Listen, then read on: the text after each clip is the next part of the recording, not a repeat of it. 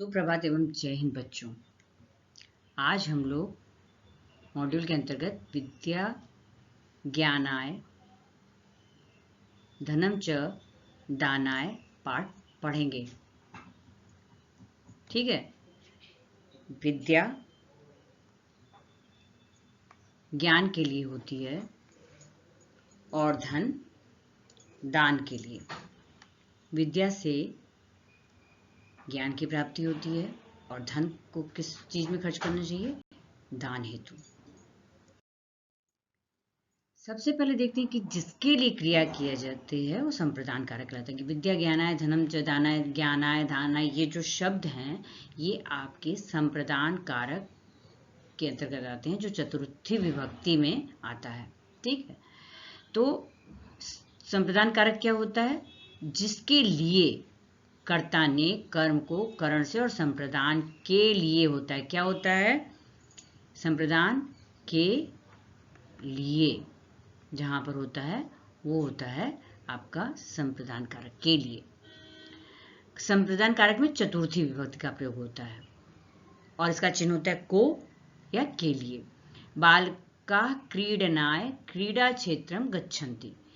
बालक, बहुत बालका मतलब बहुत सारे बालक, क्रीडनाय खेलने के लिए, क्रीडा क्षेत्र में खेल के मैदान में जा रहे हैं या जाते हैं। ठीक है। जलम किमर्थम भवति। जल जो है किस लिए, क्वेश्चन मार्क, किस लिए होता है? जलम जीवनाय, जीवन के लिए, चतुर्थी विभक्ति संप्रदान कारक। इसी तरह से चिकित्सक केभ्य औषधम यच्छति। चिकित्सक जो है, डॉक्टर जो है, किसको औषधि देता है? चिकित्सक रुग्णेभ्य, रोगियों को औषधि देता है। तो यहाँ पर आपने देखा जीवनाय, जीवन के लिए, संप्रदान कारक चतुर्थी विभक्ति है। रुग्णेभ्य में भी संप्रदान कारक और चतुर्थी विभक्ति का प्रयोग हुआ है। जैसे अन्य उदाहरण देखिए, छात्रा, बहुत सारे छात्र, पठनाय, पढ़ने के लिए, विद्यालयम गच्छन्ति। पठनाय मतलब पढ़ने के लिए। ठीक है। पढ़ने के लिए विद्यालय जाते हैं। यूयम मित्राभ्याम पुष्पाणि अन्यत्। तो यूयम माने त्वम युवाम यूयम, बहुवचन हो गया। तुम सब मित्रों के लिए पुष्प, अनेक सारे, बहुत ढेर सारे पुष्प लाते हो। शिक्षक जो है, छात्राय, संप्रदान कारक चतुर्थी विभक्ति, छात्र के लिए, ज्ञानम, छात्र के लिए मतलब छात्र को, यहाँ पर को का अर्थ होगा छात्र को, ज्ञानम, ज्ञान प्रदान करता है, यच्छति देता है।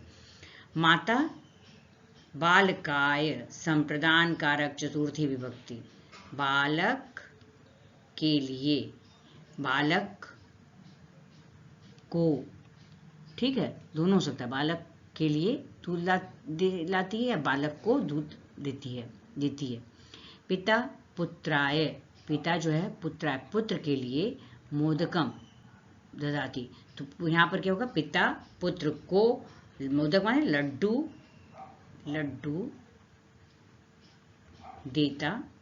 देते हैं। सर्वज्ञ भिक्षुकाय, सब लोग भिक्षुक को धन देते हैं। जो याचक होता है, जो भिक्षुक होता है, उसको धन देते हैं। भिक्षुकाय, संप्रदान कारक चतुर्थी विभक्ति।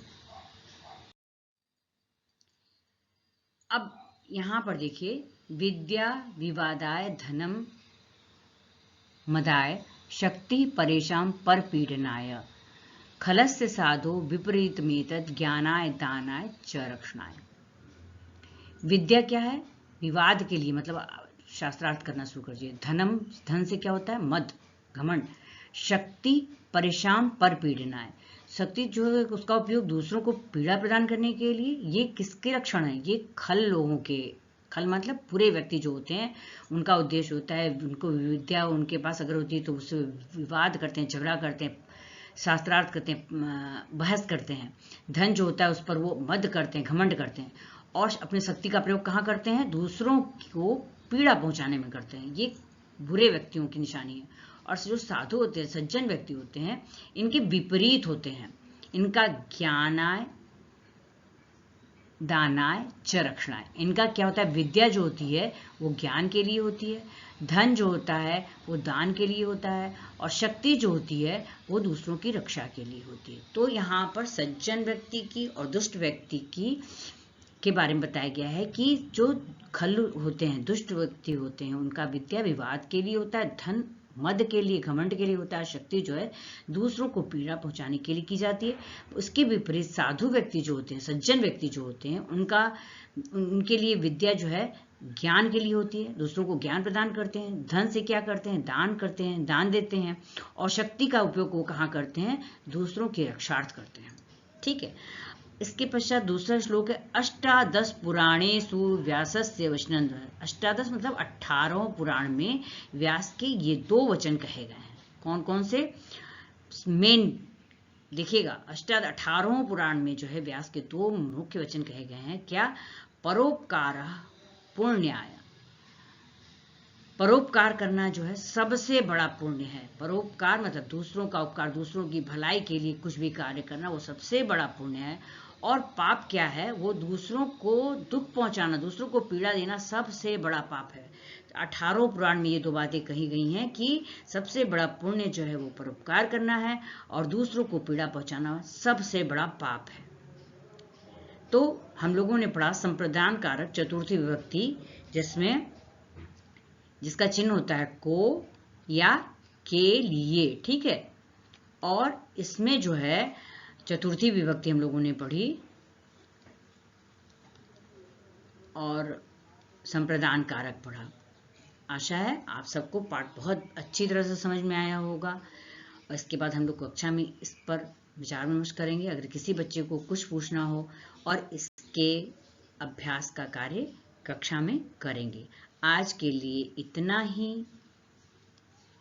पुनः किसी दूसरी कक्षा में हम लोग मिलेंगे, और आज के लिए इतना ही।